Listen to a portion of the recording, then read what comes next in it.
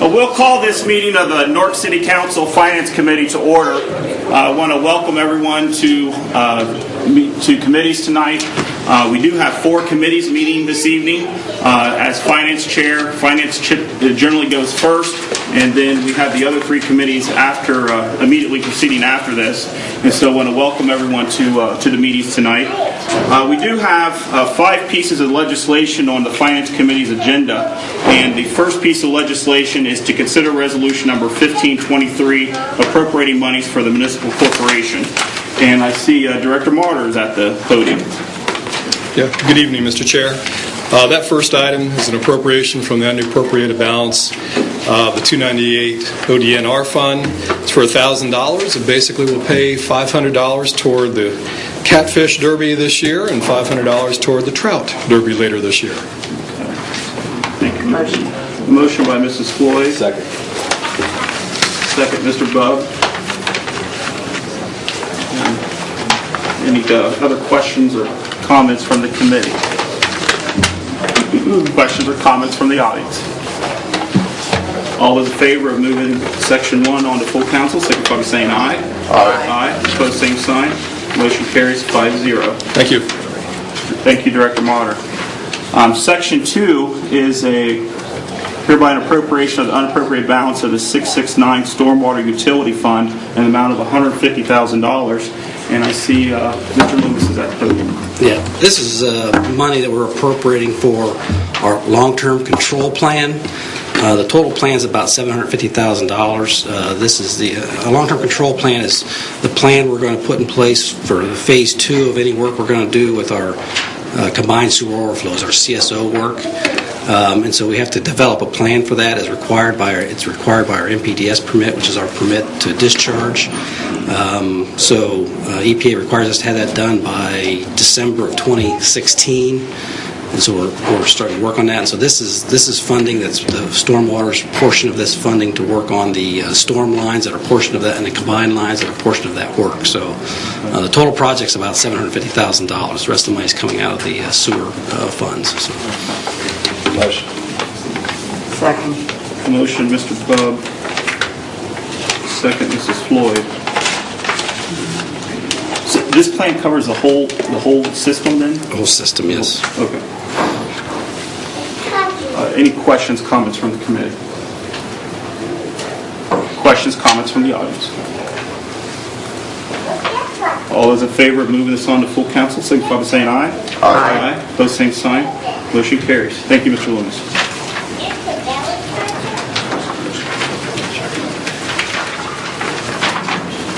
Our next piece of legislation is to consider resolution number 1525, authorizing and directing the mayor of the city of Newark to apply for financial support from the state of Ohio 2015 Federal Land and Water Conservation Fund program.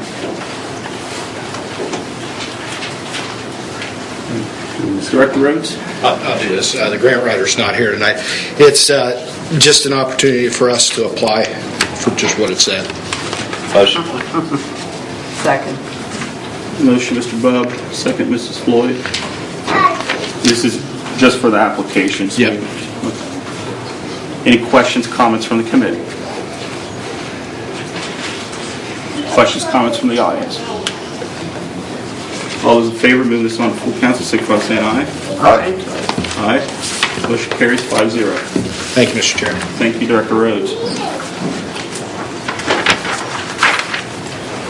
And then our next piece of legislation is to consider ordinance number 1508 to provide for the issuance of $370,000 on bond anticipation notes in anticipation of the issuance of bonds for the purpose of paying the cost of improvements to the city's landfill and all necessary appurtenances thereto, and declaring an emergency. And our city auditor, Mr. Johnson, is at the podium. This is a renewal of bond anticipation note from last year. This has a history going back to 1975. That's when the landfill was initially closed. It has been closed since then. However, there are some EPA concerns about water runoff. So the city borrowed this money, I think 3 years ago, to address those concerns. And this is just a renewal to defer paying the debt until next year or the following year. This year we will only pay interest on this, so basically we will pay off the $370,000 with $370,000 we are borrowing. And this is just, the interest is 1%, is that correct? Right around 1%. And another thing, I've added the emergency clause because during the debt process, a lot of people are involved. A lot of work is done with investors and mortgage bankers and so on. And nobody will start to process until the legislation is in place. So this needs to be passed in one reading because we have a deadline of mid-May on this. Thank you, Mr. Johnson. Any questions from the committee? Motion. A motion by Mr. Bub, Second. second Mrs. Floyd. I just want to make note that this will be, we currently have 4 notes on our books right now, correct? Correct. Okay, so this is just a renewal for 1 year. Yes. Any further questions or comments from the committee regarding this? Questions or comments from the audience?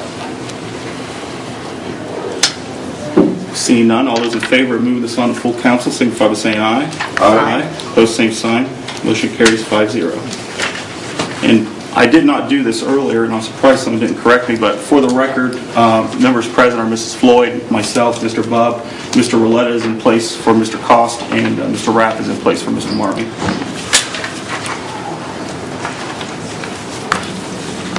Let's see. Our next piece of legislation is to consider consider ordinance number 1509 to provide for the issuance of not to exceed $2 million of bond anticipation notes in anticipation of the issuance of bonds for the purpose of paying the cost of Buckeye Quarter Stormwater Plan sewer improvements and all necessary appurtenances thereto, and declaring an emergency. Mr. Johnson. You had just mentioned that we had 4 notes on the books. Well, this will be a 5th. This is a new one. And this deals with the 30th Church storm sewer project, along with the Buckeye Corridor stormwater plan. I can't really explain that, but Mr. Moorhead or Mr. Loomis could. This is a 1-year note just to provide funding for those projects. This will be paid for with stormwater utility proceeds. There's been a study done, and the stormwater utility can definitely afford this debt. And just for myself and for the members of the committee to understand, we're doing a note because there might anticipate other expenses. That's why we're not doing a bond. Exactly. We don't know what the final expense will be. This is just estimated. Okay. And I do have, if Mr. Moorhead would come forward, I do have, Mr. Moorhead has sent me a map, pulled this map deer here recently. Yes, sir. So what all does this include, Brian? Well, the first part of the project that we're trying to advance, and we've been in design for the last year on, is the intersection at 30th and West Church Street. And so it's really the northern part of the project. Okay. And the reason we're doing that is we've got ODOT money scheduled for next year to do the intersection improvements there. We want to get the storm sewer portion done prior to that. Actually, we're advertising for bids on the stormwater project starting tomorrow. The bids will open on April 28th, I believe. So that's the reason we've advanced this part of the project, is to so when we get the ODOT money, we don't have to tear that work up to reinstall storm sewer afterwards. So the anticipated cost, our cost estimate is $1.85 million on the 30th and Church intersection part of it, the storm sewer part of it.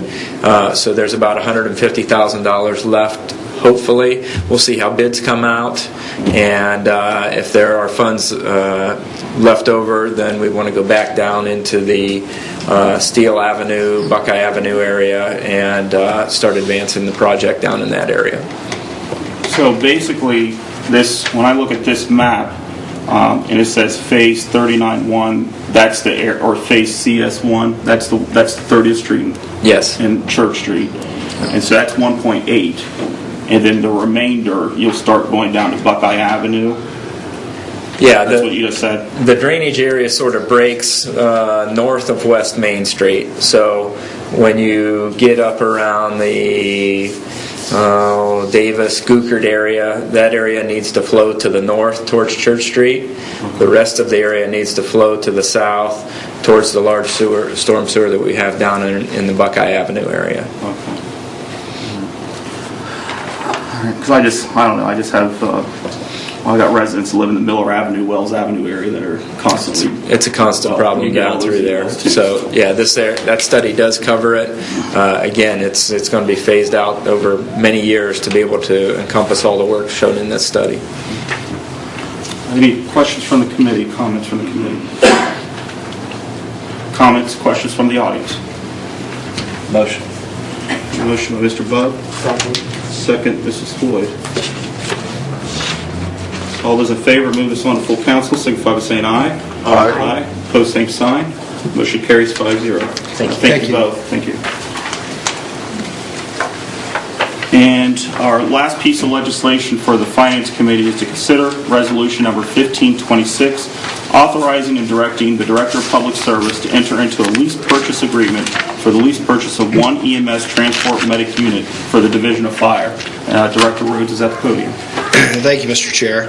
What I'm asking for is the permission to negotiate for a new EMS transport vehicle, and then also negotiate terms of a lease with one of our local lenders. If you remember back, and a couple of you weren't on council, approximately 3 years ago, we replaced 2 EMS vehicles. In the EMS legislation that was put together and approved by council, there's a funding stream that pays for the replacement of these vehicles. We feel as though there's enough money in the funding stream currently to replace a third vehicle, and when you talk to the fire chief and Alan Ashcraft and the group, they want it.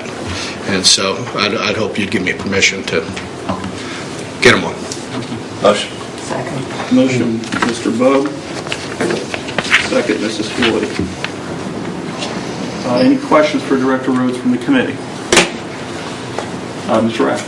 I was just wondering, is it because of that dedicated funding stream? Is that why you're bringing that through Finance Committee as opposed to council approval? Yes, and I need permission anytime we enter a new lease. Any further questions from the committee? Any questions from the audience?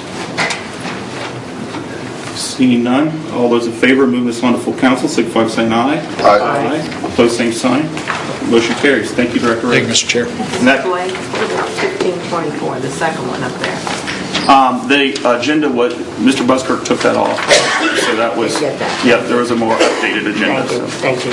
I didn't. That concludes the business of finance, and services next. All right, we'll call the Service Committee meeting to order. Those present are myself, Rath, Guthrie, Bub, Roletta, and Blake. And who is sitting in? Oh, Mark Guthrie is sitting in for Bill Clough. I couldn't remember who was supposed to be up here and who wasn't. Thank you. Let's see, we have no legislation on the agenda tonight, but we do have a presentation regarding the city and county dispatch service models. Good evening, Mr. Chair. We are not bringing forth any legislation and not asking any permission to do anything. What we would like to do is provide some information. Our Department of Public Safety has 3 divisions that I oversee. First one being property maintenance, second fire and EMS, third police. The common theme you'll hear tonight is about technology. In the property maintenance division, you folks were kind enough in years past to give me bucks for software, mobile tablets, which makes us more effective. We can manage what we do. Same on the fire and EMS side. We've got the firehouse software, we've got the tablets, we've got the jetpacks and the squads. Allows us to get in and out, do what we got to do, track our activities more effectively. On the police side, we've got great people, and many are here tonight, and I thank them. But I'm not comfortable that we are supporting them as well as we can. There is technology out there that is available, And tonight we have with us Sean Grady, who's the Emergency Management Director, Colonel Chad Dennis, and Captain Kevin Biller from Licking County Sheriff's Office, who are going to share with us some of the technology that they've done in the last couple of years.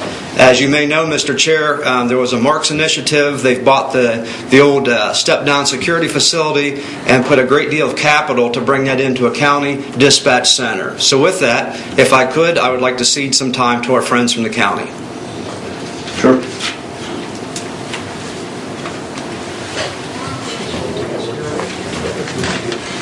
For all three of you guys, speaking for the county, if you would, please start out with your name and title, just so we know whose is whose. My name is Sean Grady. I am the Director of Emergency Management and Regional 911 for the county. And thank you, Mr. Chair. What we want to do tonight is give you a little bit of an overview as to what's been done with the 911 Center. County invested about $3 million in this with the center opening back in April of this past year.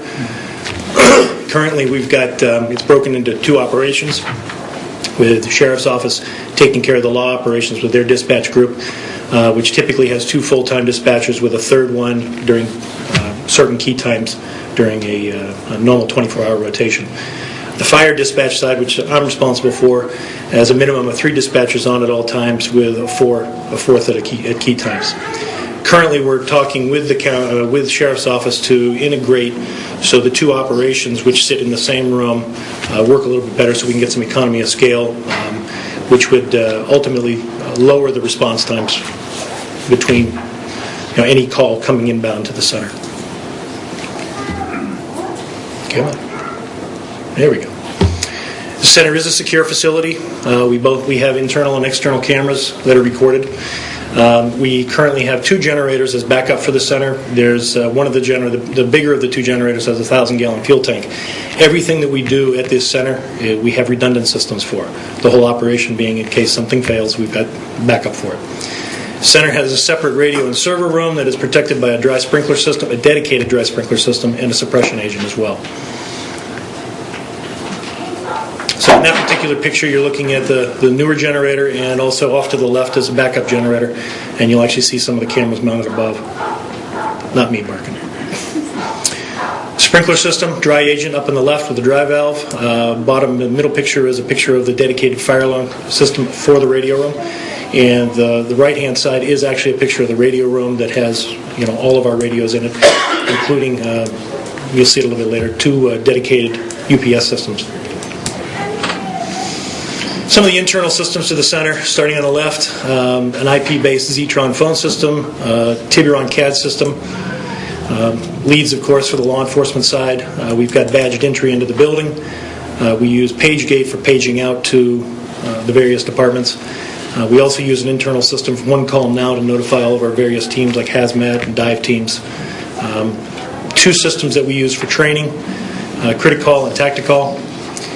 We also have an IP-based Zetron radio system. Of course, we have Marks radios, VHF radios for county high band, and then a new system that the county invested in probably about 6 months ago, which we've been rolling out, is Code Red, which is used as a mass notification system. It's a system that we're pushing that enables all of the landlines currently in the county are on this system, and we need people to sign up for cell, emails, and text alerts. Typically, this system is used for National Weather Service warnings, high wind, flood, that sort of thing. But we also have the ability in special circumstances, like what's going on down in Buckeye Lake, to push out custom messages, which would be controlled by my office. We just got approved also as a cache location for Marks radios, so we'll be looking at about 30 portables, which will augment existing first responders throughout the county. Just to highlight again some of the redundancy, 2 generators. We've also are in the process of building up a mobile command, mobile EOC, which would also be used as a backup radio site with retractable antenna.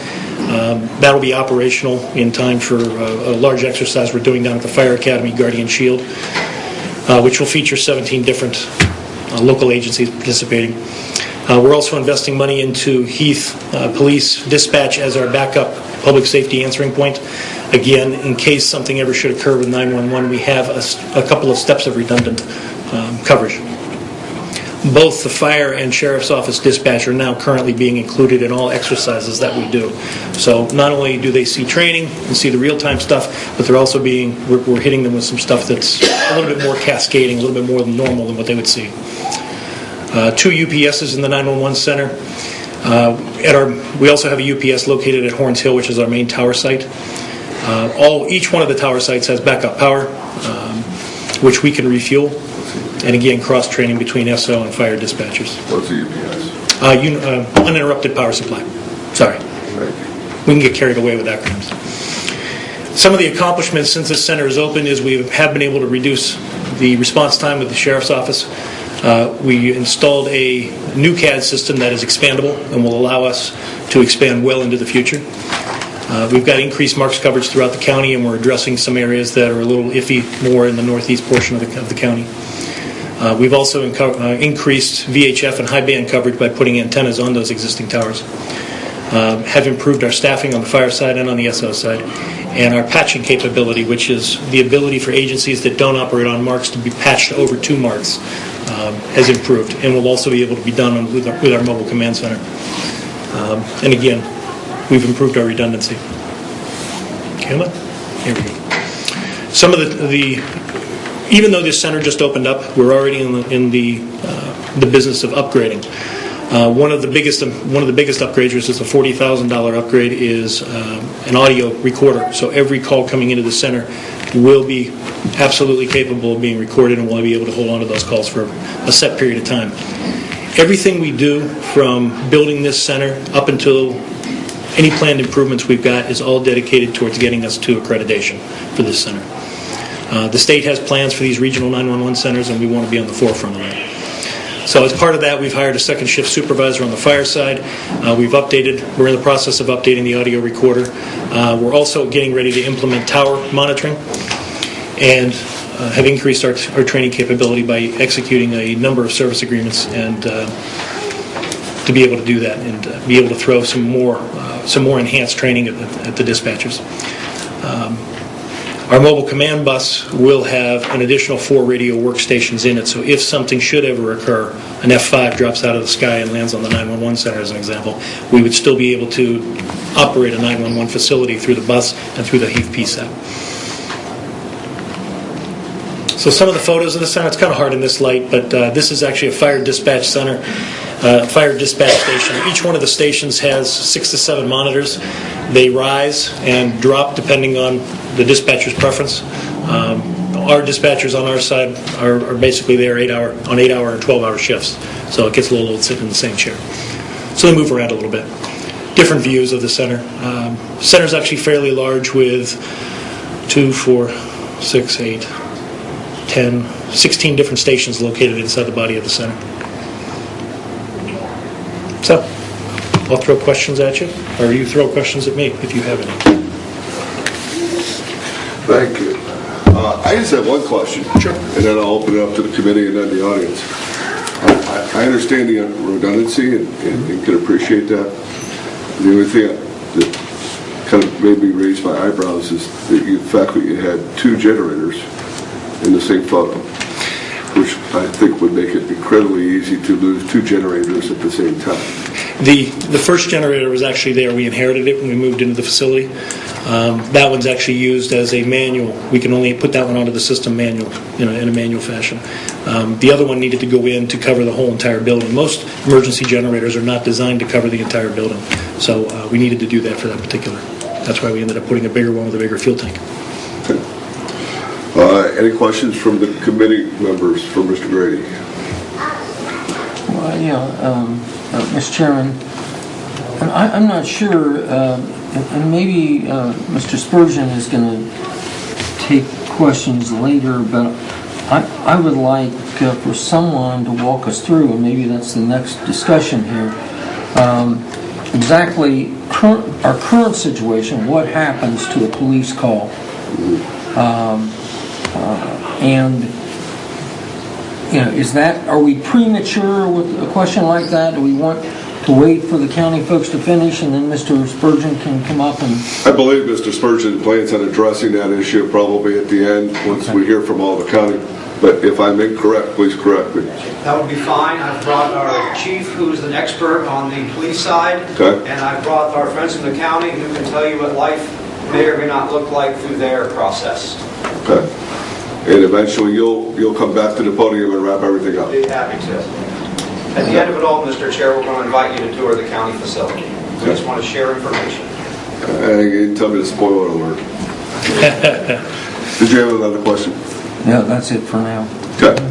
Anybody else on the committee? Anybody in the audience have a question for Mr. Grady?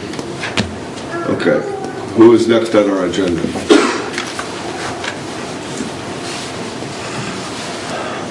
Mr. Chair, if appropriate, we could answer Mr. Guthrie's question. A scenario, if you were. You're being assaulted, a victim of crime in your home. I hear a noise. I'm calling the police department. I would ask our interim chief of police, Mr. Connell, can answer that for us. Okay. It's Barry Connell. Obviously, it's my first time speaking in front of you. I've been on the job 3 weeks, so this is a little nerve-wracking. Well, we're a friendly crowd. Your first public speaking was at youth council. Yeah, youth council. I did speak to them. What we currently have is a system that is falling behind the times. Technology-wise, we don't have a CAD system. We don't have a records management system that makes it easier. We do have some redundancies in our officers' workload. That's one of our goals to get fixed, hopefully in the near future if we can. Where an officer, excuse me, for an example, if an officer takes a piece of property for evidence, they have to enter it multiple times throughout the system, and one of the things a records management system would do would eliminate that. As far as the issues with dispatching a call, if you call in a 911 system, you're going to call in to the county side, and those calls are transferred over to us. Obviously, there's some room for human error or even equipment error at that point, but we're not up to speed where we should be within our system, in our house. Okay. Questions? Yeah, thank you, Mr. Chairman. Chief, could you... Can you speak up a little bit? We've got a large crowd.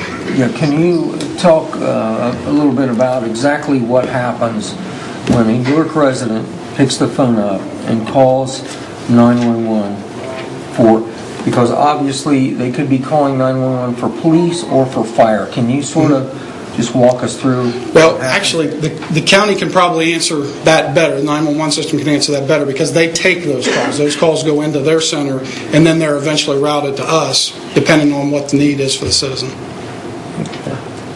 Mr. Chair, I can apply as well, and I'd like to introduce Colonel Dennis, who would address that. Sure, why don't you give a brief reply, and thanks, Chief. Appreciate it. Briefly, Mr. Guthrie, on the fire side, they're in the same room. Phone call, dispatch. On the police side, goes to their building, separate call to our building. And you've heard the chief say opportunity for human error or equipment failure.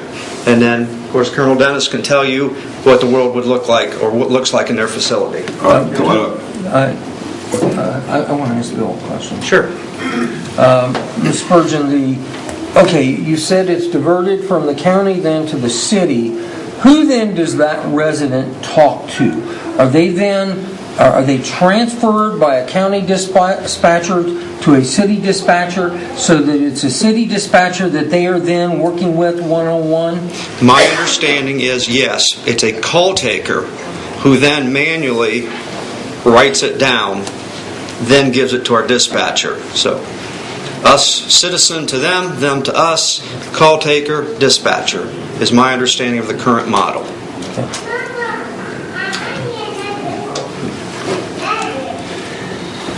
Chad Dennis, Chief Deputy of the Sheriff's Office. To answer that question a little bit, when the call comes into the 911 center, right now it is answered by a call taker on the fire side of things. Whatever that call is, whether it's a police matter, whether it's a fire matter, at that point it is sent from that computer station right there to the computer station. If it's a county call, it will go to the dispatchers right in the same room with the county. If it's a Newark City call, then that will be, I assume, the call is transferred at this point in time. They're put on hold. And we were in the same boat. It was a year ago this week. We moved into the center. where those calls, 911 calls came in and had to be put on hold and transferred over. That's streamlined now with the call taker right there in the room, and they just force that call where it needs to go. And the resident then, they're briefly talking to a county Yes. 911 individual, and then they are transferred to the Newark dispatcher who handles the call. listens to their concern, dispatches the cruisers appropriately. Is that right? On the police side, right. As far as the fire side, currently the 911 center handles that. That totally handles it. Okay, so I have a feeling we'll all learn a whole lot more once you speak. So, Yeah, well, I think Sean covered the technology in the center very well, and I don't have a whole lot else to add to that. I guess my biggest thing here tonight is to make sure that everybody knows that, we're extending an invitation to come over and view the center and ask questions and things like that at any point. So, from our side of things, we want to make sure everybody is aware of what the center will do. When this thing started, basically 4 years ago, when we were trying to figure out how to design the center for us, when you're talking about officer safety, that was the main goal, and we built the center to address that issue with us, because our radio system was in really bad shape, and it has obviously drastically improved our services, and that's the main thing of the center. The way it was built was designed for that first and foremost. okay. When you built this center, I didn't build the center. well, I can tell you that. I'm speaking to you as the spokesman for the Licking County Sheriff's Yes. Department. When the Licking County Sheriff's Department and whoever happened to build the center built the center, and that was, you said 4 years ago? Well, the planning, this has been in the works for years. Okay. It just opened up last April for us, for the law enforcement side. Had you anticipated taking on dispatching services for the entire county, including the city of Newark at that time? We didn't necessarily anticipate it, but we built the center to where we could expand. One of the main things, by the end of the year, the center will have the capability for the officers in the field. Our officers will have real-time information on their MDTs in the cars. MDTs? MDTs, mobile data terminals, computers in the cars. That kind of stuff is light years from where we were a year ago. And the technology that we have now available to us is just, we're still learning all that it'll do. Linking the CAD system with the RMS system that we're getting, it's a huge improvement for us. Okay. Does anybody on the committee have questions for Colonel Dennis? Anybody in the I'm sorry. Mr. Chairman, I don't know if this goes to Colonel Dennis or to Director Spurgeon, but or even the chief. I don't know who. Someone. I'm just trying to get a grasp of, we had a nice PowerPoint presentation about the 911 Center. Well, I guess I'd like to have a better understanding of, the chief mentioned like the CAD system is not effective with the current system that we have, and you mentioned something else that wasn't quite effective or up to par that the 911 Center has. I guess I'd like to know just real simply, what the pros and the cons are. What's the benefits with the 911 Center, which we went through a nice PowerPoint presentation. But I guess I want to hear what's the weaknesses then with the current city system is what I'm old South End boy. I need to hear it simple. So As another South End boy, I'd be happy to answer. Come on up. Thank you, Colonel. Thank you, Chair. Mr. Blake, great questions. Again, we have great people, but we're not supporting them. We are 2 pencils, paper. That's the down. When I said to you, I'm uncomfortable supporting them. It is a wonderful world of technology. And at the point of call, we're making folks who are working very, very hard, doing more with less, use this human capital to get these things done. So they're literally taking paper and... We use call cards. It comes in a card, and I don't subscribe to be an expert, but this is what I have tried to learn over the last 4 years. So we're taking on a call card, and so that's at the point of contact. One thing that you heard the Colonel touch on is this mobile data.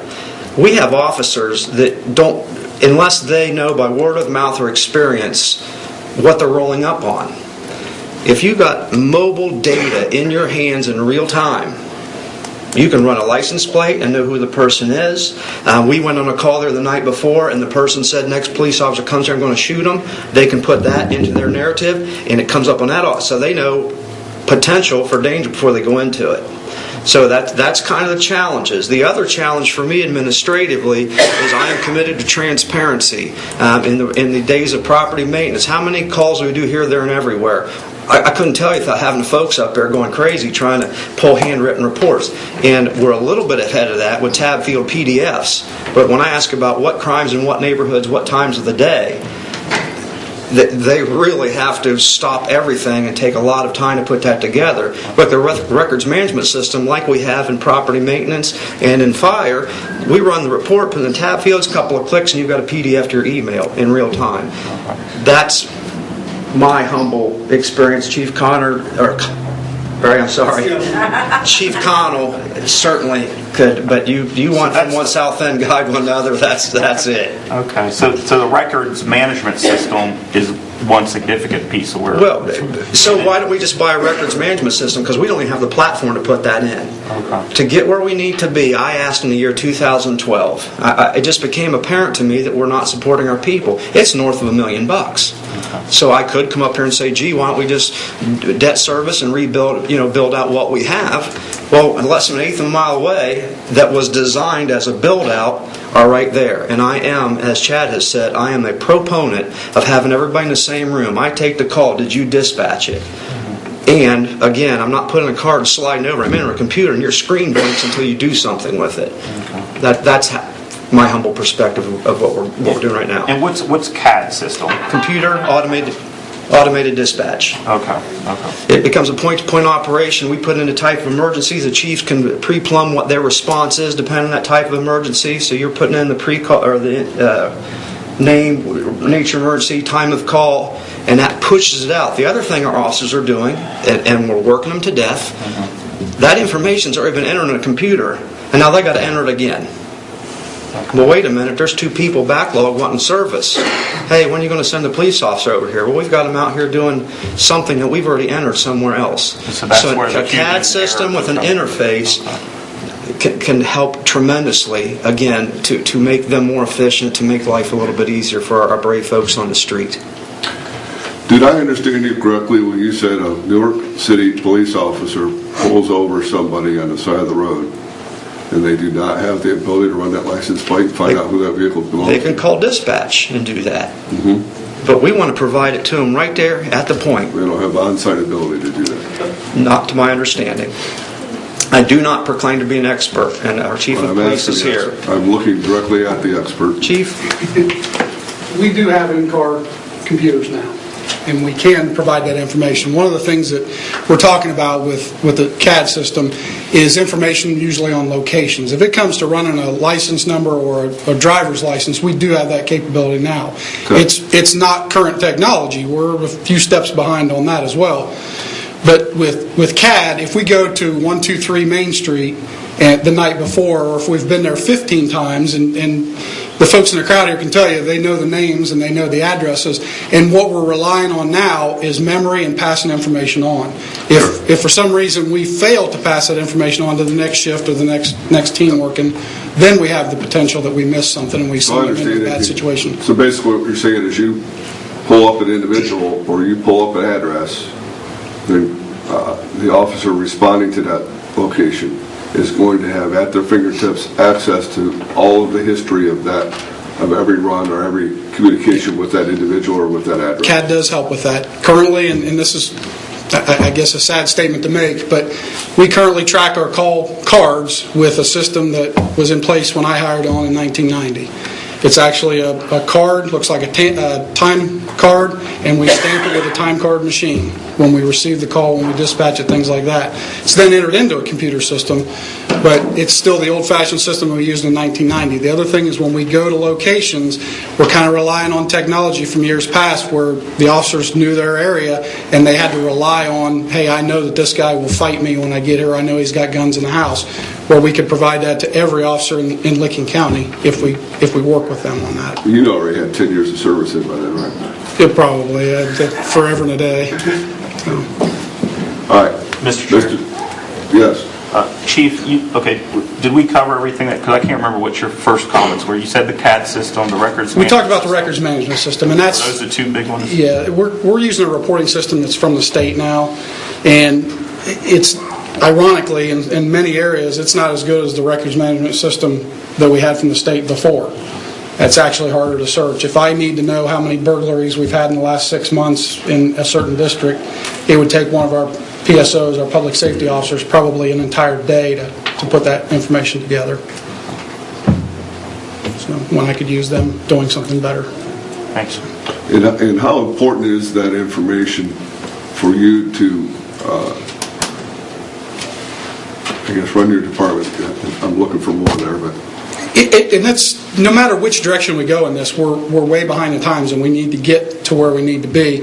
And it takes technology. I mean, I have my phone sitting back there. I can do just about everything that I can do in my office from my phone. Personally, that's my personal phone, and we just haven't caught up with that, and we need to catch up to that. Okay. All right.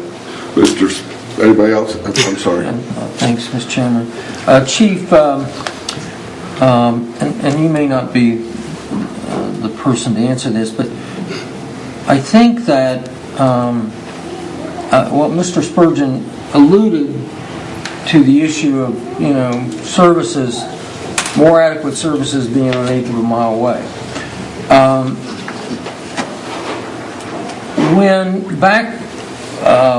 When we had this $1 million figure in front of us, who provided that? And was there a comprehensive study done that said this is how much it's going to cost us to bring our system up to the caliber it needs to be brought up to? I don't know that there was ever a study done. I know we've gotten rough prices before. I was never personally involved in it, so I can't speak to it. But I know that we have gotten prices for CAD, computer dispatching, over the years. It's always been a wish list of ours for as long as I can remember, but we've never been able to afford it.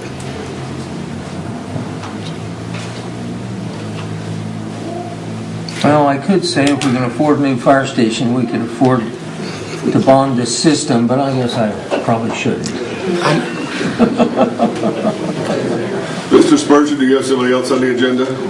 I do not, and I thank you. Do you want to wrap it up, please?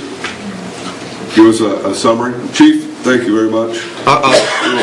My summary is my intro. We have great people working very, very hard, but I am in support of investigating anything that can make us safer and more efficient, and we would invite you to go down with our friends in the county and tour their facility. And who would be in charge of those tours? Would that be Mr. Brady or Colonel Dennis? We'd be happy. I could email every member of council a list of emails and contact infos. Who is that, Mr. Chair? Well, that was my first question, is who should I direct those questions to? Sean, you're the guy. They can either go either direction. Since we're both in the center, we both have access. Okay. My question to you is this. If we were inclined to take a tour of the 911 center, would we need an appointment? Let me hit you with my questions. Do we need an appointment? Would you rather do it in groups, or could we do it individually? And at what, I'm assuming that the center is operating 24/7, but what hours would you be open to tours? It is 24/7 facility. Be easier during the business day because more of the people are there than just dispatchers at night. We can do it either way, whatever's convenient for you folks. If much of you want to come down at one time, and if it's onesie Tuesday after that, that's fine as well. Do you need an appointment, or should we just go down to the Sheriff's Department and say, hey, I'm Jeff Rath, Newark City Councilman, I want a tour? I would let us know ahead of time. It is secure, and they will stare at you through the window if they don't know who you are. Been there, done that. Yeah. Who would we let know and how we would do that? Director Spurgeon has both of our contact. It's the easiest thing to do, email, whatever. So you could send that information out to us so we can contact them? We'll have that directly. Thank you. And not just the committee members, but let's do all of council, As you wish. if you don't mind. Mr. Chairman? Yes, sir. I'd also like to look at the city system. I think we should all see how it functions. You know who you are, so you can show up anytime you want. You won't stare at me through the plate glass window? We'll stare at you a little bit. We'll let you in. Thank you. Mr. Chair, now that we're off the tour, sir? Oh, I'm sorry. Mr. Brady. Mr. Brady, how many, who all is with the 911 center now? So you said, what municipalities, What groups are All now? fire departments in the county All fire are departments in the currently county? being dispatched from 911. And then SO operations for the law enforcement side. SO? Sheriff's office. Sorry, it's a habit. So all fire departments in the county? Yeah. I feel like I'm back in the military with all the acronyms. And You should see the FEMA book. It's about that thick. And that's just acronyms. is City of Heath not? No, City of Heath has their own dispatch because we're also utilizing that location as our primary backup to 911, which we're investing money in right now. So you use them as a backup, but they don't actually use the service primarily, The Heath Fire Department is dispatched through us. but not the police. Law enforcement is handled there, and we use that service as backup to 911. And they typically have one or two dispatchers on duty. We're actually in the process within probably about a 2-week period of time right now. We'll have 4 stations set up to go. So if something should occur at 911, we can take either SO personnel or our personnel and send them down to Heath to be ready to go as a backup. If we've got a storm coming that looks like it's going to seriously impact our area, we would pre-deploy people down there. So we always try and anticipate. I hate getting caught with my shorts down. Okay.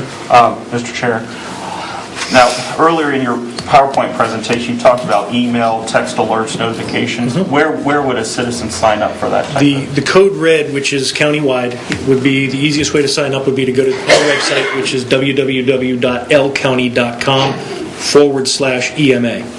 When you get to that site, there's a black and red banner on the left-hand side that says code red. Just click on it. / what? I'm sorry? / what? /EMA, Emergency Management Agency.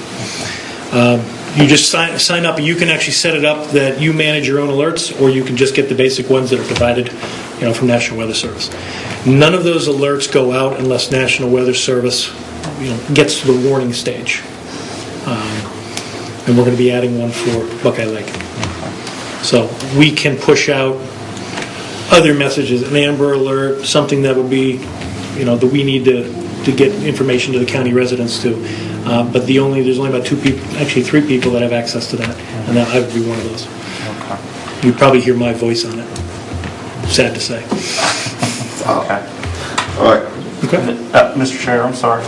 No, I'm not sorry. I'm just asking questions because I got a question. So, now, we talked about dispatching services. I go to a lot of block watch meetings, and a lot of times the officer says to give drug tips to the non-emergency police department number. So, who would then take care of those types of notices and things? If someone were to, if we were to go with the county, I want to know, where would our drug tip type stuff? When our community officer comes in to the block watches, he says, well, if you have drug tips or whatever, you call the non-emergency number. I think I can answer that. That line currently goes to the Central High Drug Enforcement Task Force line now, so it'll still continue to go to them for the drug tip line. Okay. Do you have another question, Mr. Point? No, thank you, Mr. Chair. Mr. Guthrie? One thing that Mr. Grady can maybe answer is, can you maybe provide us, and it doesn't have to be tonight, how similar counties of our comparable size, counties that have county seats close to our size, like Mansfield, Springfield, Zanesville, Lancaster, can you possibly fill us in either now or at a later time on how they handle their city police dispatch? Yeah, we can get you that information. Okay. Yeah, that would be a small research project. Okay. Thank you very much. Thank you. Anything else? Anybody else? Anybody from the audience have any questions for these people? Alex had something. Did you have a question? Yeah, I'll have a question for Mr. Spurgeon, if that's okay. It is. This is the time. Mr. Spurgeon. Yes. Mr. Spurgeon, would it be fair to assume that in the near future you'll be proposing that we turn our police dispatch work over to the county? Mr. Chair, we are not asking for any permission to negotiate, and I believe it would be inappropriate of me to comment on that at this point. We are merely here to provide information. I understand. Thank you. Okay. Did you have a follow-up question? No, it'd be premature to say anything else since... Okay. Mr. Lyle?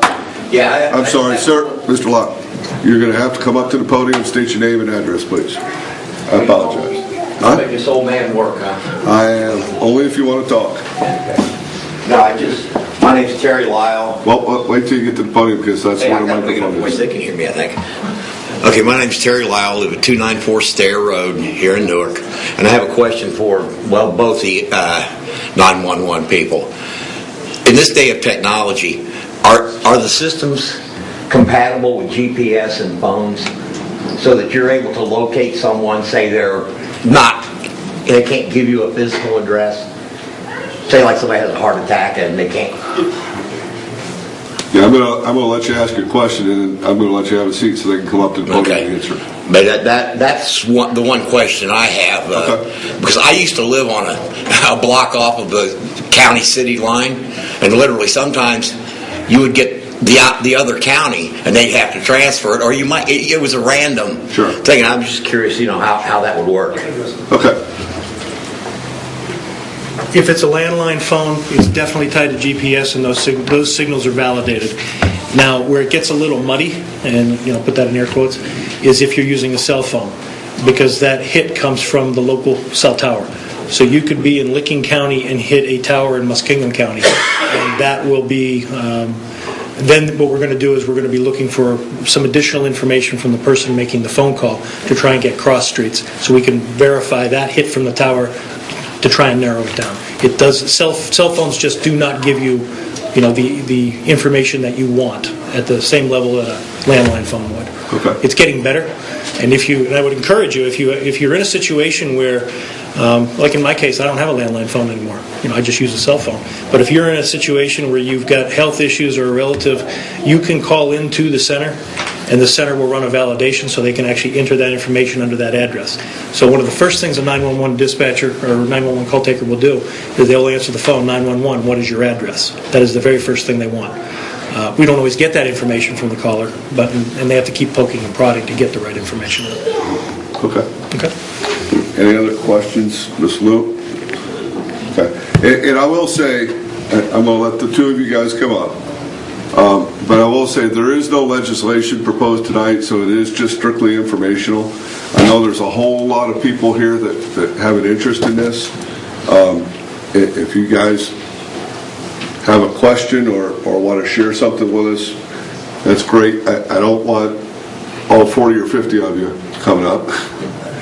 But we'll go from there. So I started with Mrs. Loomis, and then here in the front. Rhonda Loomis, 870 West Church Street. I was just wondering if every NPD cruiser would have to be updated with hardware and software in order for this to work. Good question. And if Heath is your backup, have they already upgraded all of their equipment and therefore they're able to sufficiently do the backup? Because that would be a concern for the city of Newark. If this center goes down and Heath goes down, what would Newark do? And then as far as that fire department comment, maybe if we didn't pay them another 0.5%, we'd have extra money, Mr. Gaffney. Okay, who would like to address our questions? And we'll leave the comment on it. Mr. Chair, I'd like to address part one. There will be additional expense to bring this technology to the ground level. There will. There is the New World company that we use here, and their software we have Logos, it's Ethos, it's our public safety piece. But we cannot do that with our dispatch center unless we would build the whole thing out. But there is the initial license agreement, and I'll let Colonel Dennis speak to this, I believe was in the neighborhood of $2 million. They've incurred that expense. Ours would be somewhere between $3,000 to $5,000 per car. Do we have to do it for all 20-some cars? Do we have to do it for half? That's still to be determined. We've not went down that road because we've not negotiated what this looks like. We're not there yet. But it will be additional expense. Okay. Part two, I can't answer. Mr. Brady. So to answer the second part of the question, Heath operated as our backup when we were using our old CAD system in our old center. They were still doing an adequate job once we made the transition, but we also realized that some of our new systems that we had invested in, it was more of a Band-Aid approach, making Heath work with the existing center. Just this past week, we had a meeting with the Heath leadership and with commissioners, and we've decided that we are going to invest more money into Heath. So their system is parallel operation with our system. So, and that's actually underway already. That was actually a very easy thing for us to do because of how they operate. So, the backup, the follow-up to that part of the question was what happens if 911 goes down and Heath would go down. They can operate both as standalone centers, so if the interconnectivity between the two would fail for whatever reason, natural disaster or whatever, they can operate standalone, but if both centers were hit, our backup to the backup is our mobile command, which would be outfitted with 4 and a retractable antenna. So as long as that mobile command bus is still operational, we have 3 levels of redundancy. Okay. Don't answer this question, but please tell me that your mobile command center is not housed at the same facility as your 911 center. No. Thank you. No, it'll be in the county garage. Thank you. Sir, you had a question.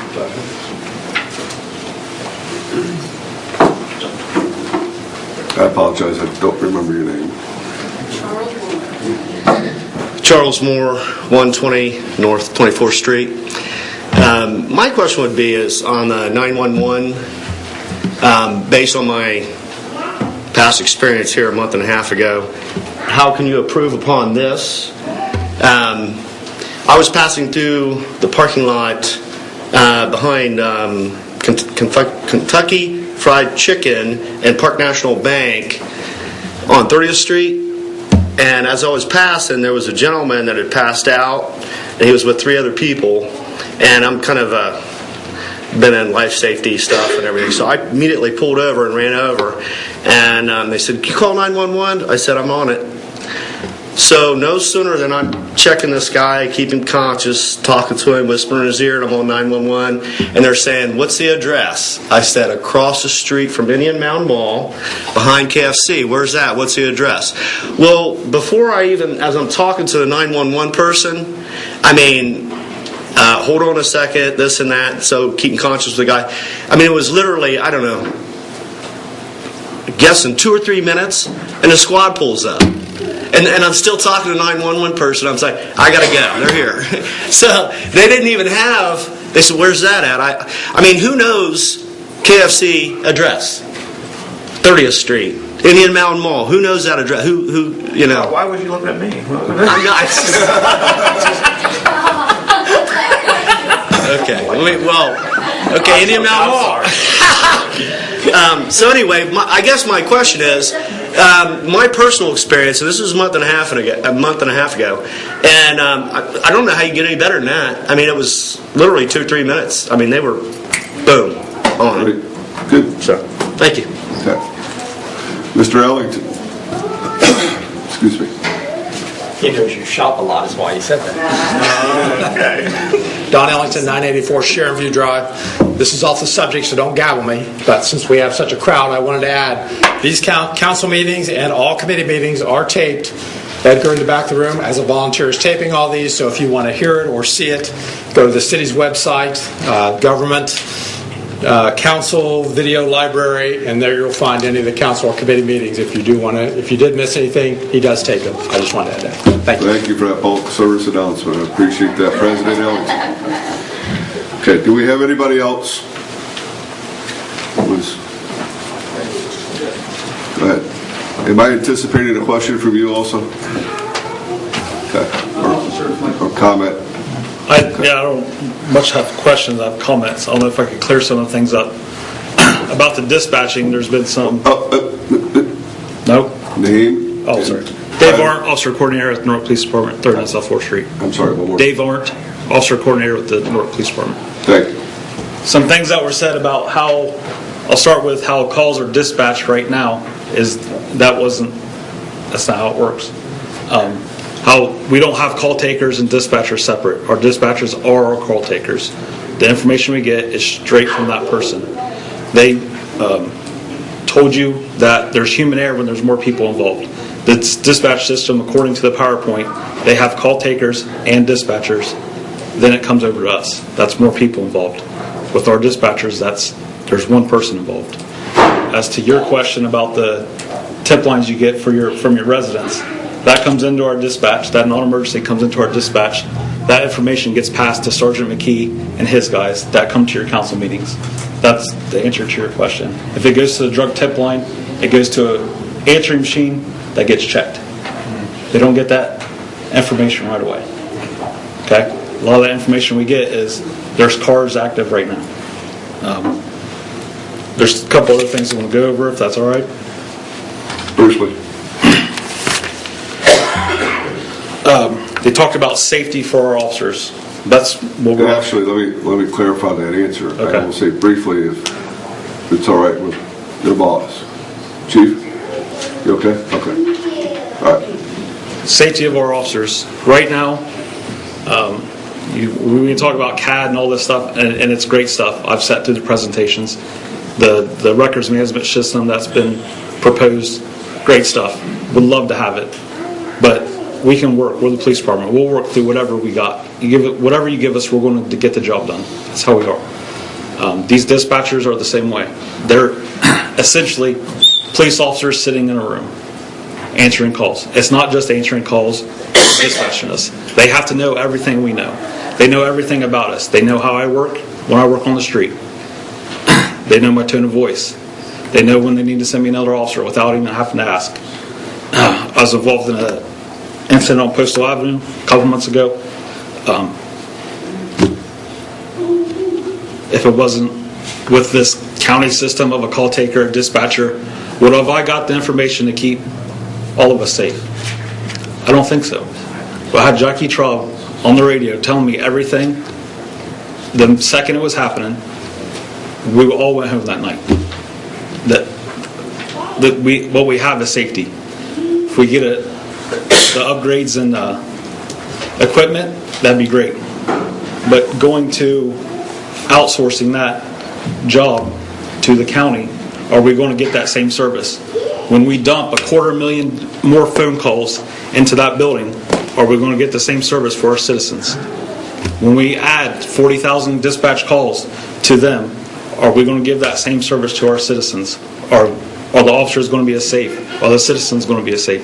Those are questions we have. The PowerPoint didn't answer. Okay? That's all I have for right now. Thank you. All right, good questions. Hopefully we'll have that addressed coming up in the future. Yes, sir. Hello, my name is Mark Emdy. I'm the Vice President of the FOP Local Lodge 127 here in Licking County. They did show a nice PowerPoint. Doesn't answer a whole lot of questions, as Dave Arndt was asking. A lot of safety things go into it. If you pull your dispatchers out of the police department, who's there 24 hours a day? If I come into the police department and I'm banging on the door, who's going to let me in? It's not manned 24 hours a day. An officer will bring somebody in, prisoner. They take him into their intake room. There's nobody there now monitoring the officer or the prisoner. I would assume they would have to drive to the county dispatch center to get their paperwork. You're adding in drive time. You're adding in the prisoner being in the car longer. You're pulling guys off the street a lot longer. Heath had looked at this several years ago, or maybe 2 years ago. Obviously, they thought it was not beneficial to their citizens or their officers. They did away with it. There's just too many things that I don't think have been answered when it comes to citizen safety and officer safety. It's a great program. I use CAD. It's not going to make or break a guy doing his job. It's not. Okay. Thank you. I think I saw one more in the back. Yeah, coming up.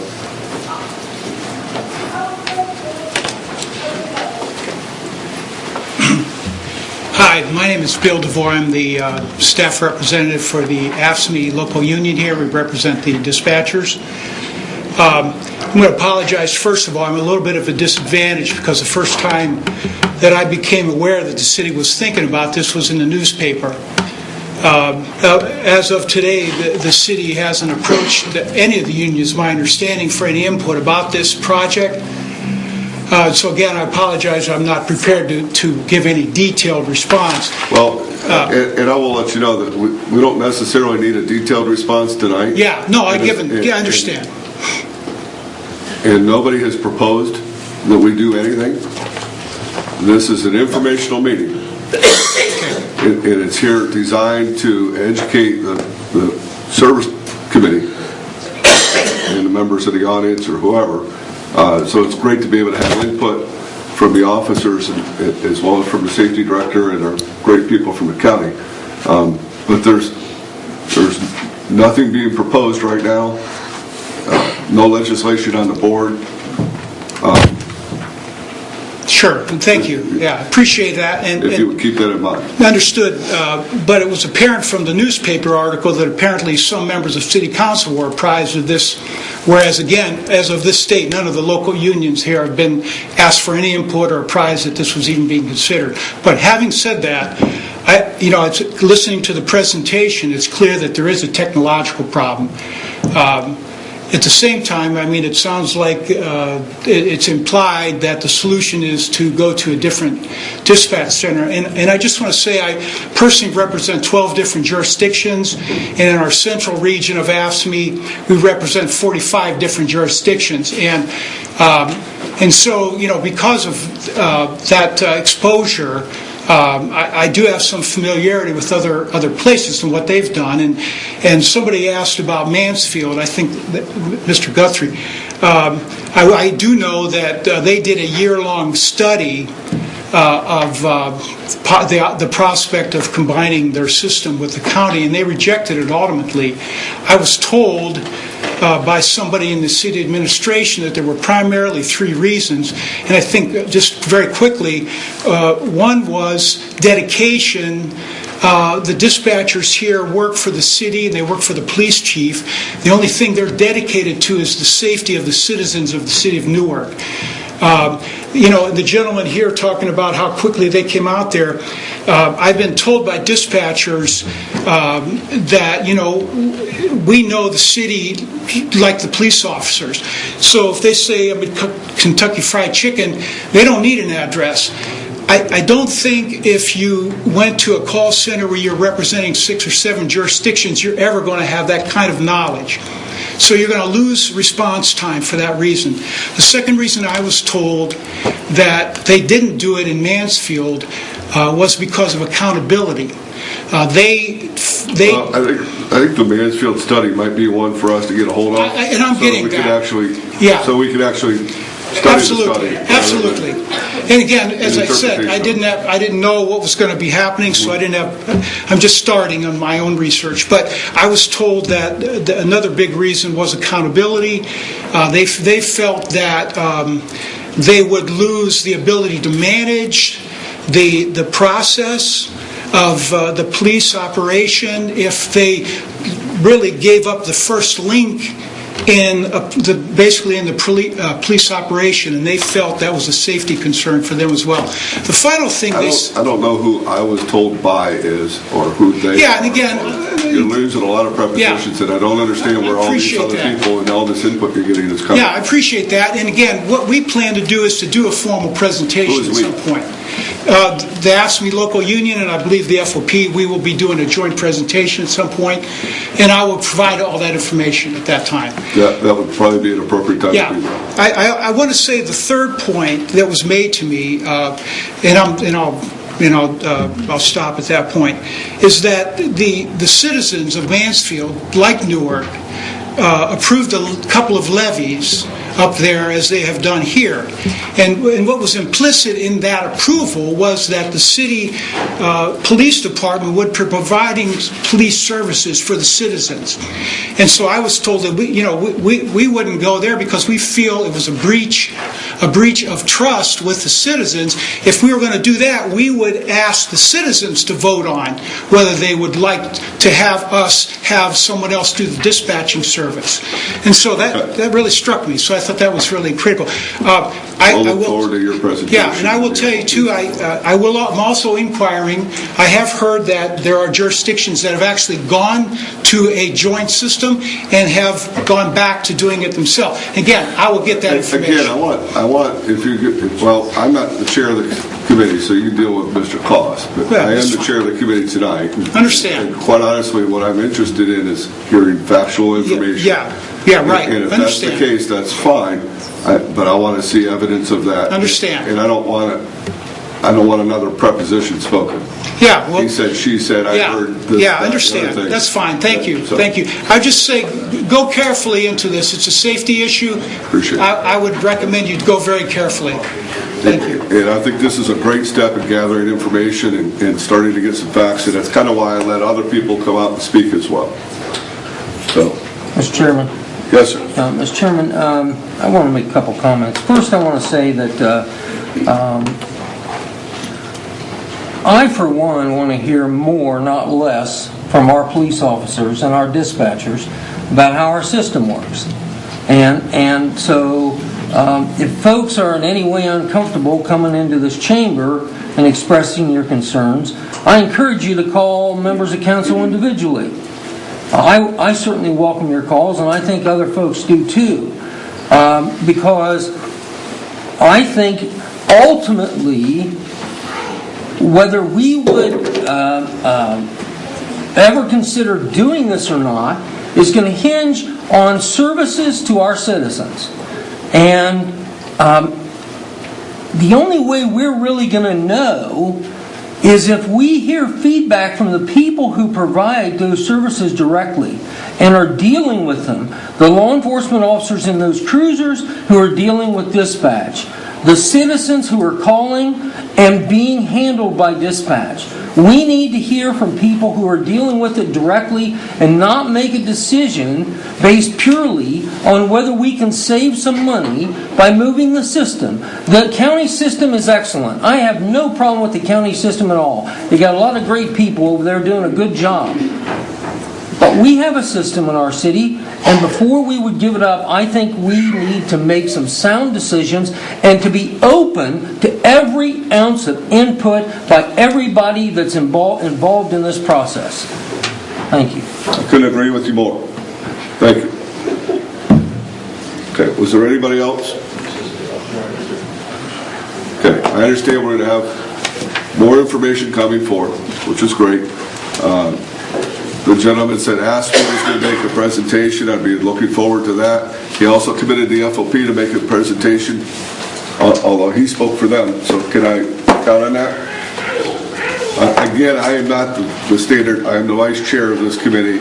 You would have to go through Mr. Cost to do so, although I would expect him to be as open and welcoming towards your presentations as well.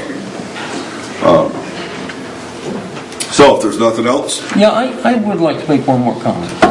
And I don't know whether this should be directed to the President. My opinion is this issue should not have been in this committee. Nothing against you, Mr. Chairman. I don't make that decision. I understand that. But this is a safety issue and a personnel issue.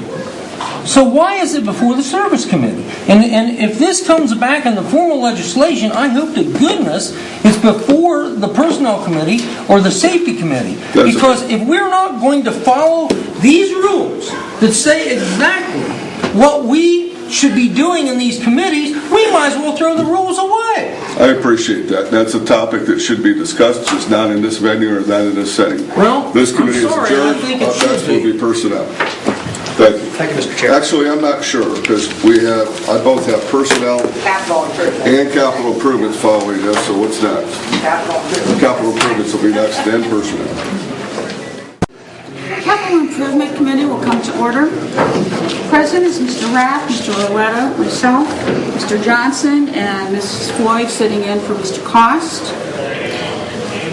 We have one resolution, number 1527, appropriating monies for the current expenses of the municipal corporation. There are two sections. Section 1, there is hereby an appropriation of the unappropriated balance of the 335 Capital Improvement Fund in the amount of $44,900 SUV cruiser and related emergency equipment, Mark's mobile radio equipment. Mr. Rhodes?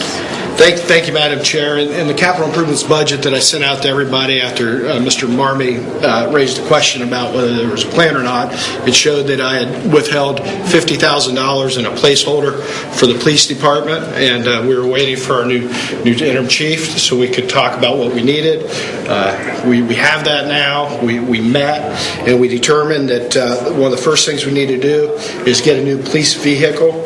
We've decided to make a little change from the regular cars that they drive to the SUVs. They're on the same chassis, they're on the same frame. The difference is about $1,500 more, but the police department is comfortable with that vehicle change. The addition to communication equipment is for Mark's radios. That would be 2 of them that they would get. So this is updating. This is updating. As well as a new Yeah, vehicle. and let me be real clear. They need a lot more than one.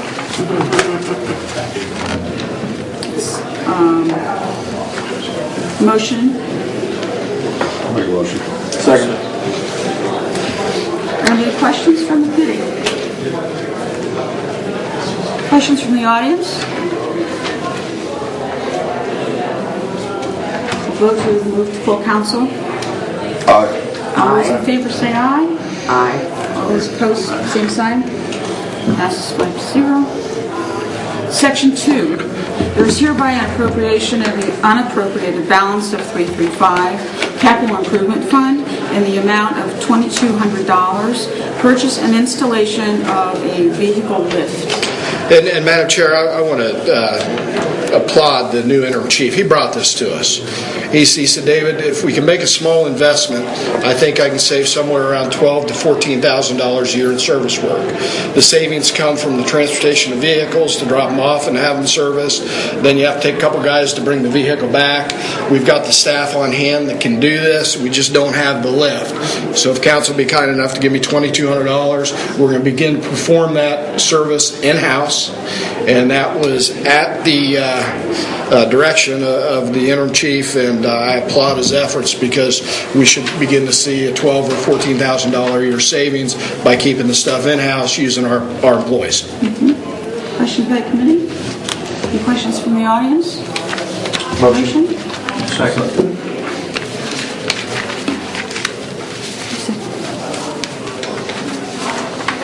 I'm sorry, was that? Jeff. Curtis or I, either one.